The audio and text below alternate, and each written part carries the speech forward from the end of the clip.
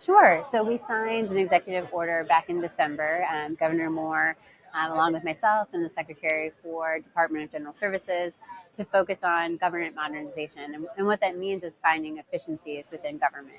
So from a do-it perspective, we're looking at everything from how we buy our hardware fleet and how we provision devices to people. We're also looking at where there are duplicative contracts across different agencies, where either multiple agencies are buying from the same vendor and we could be on one contract, or where we're buying similar services that we could kind of consolidate to one platform. So we're looking at all of those things and trying to come up with recommendations for cost savings across the state.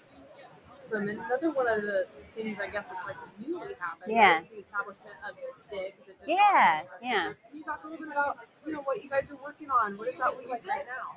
DIG, I think, is an awesome extension of the modernization effort as well.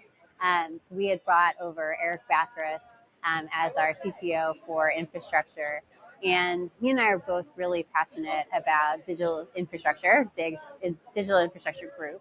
And the idea there is that you have agencies like ourselves, like the Department of Transportation, that have underground assets that we need to map. So we're continuing to move forward. We had signed an executive order on that as well back in December, January, and we're making good progress.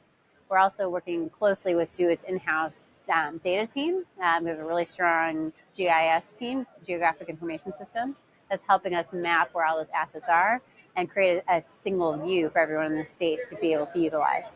Right. And something else that I know happened recently is the restructuring of the data team. Yeah.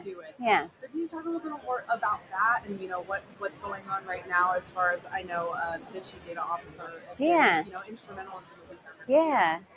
So I'll say, I see privacy, security, and data as sort of three legs of the stool. And so we've already had the Office of Security Management in DoIT for a while. And last fall, we moved the Chief Privacy Officer as well as the Chief Data Officer under DoIT as well.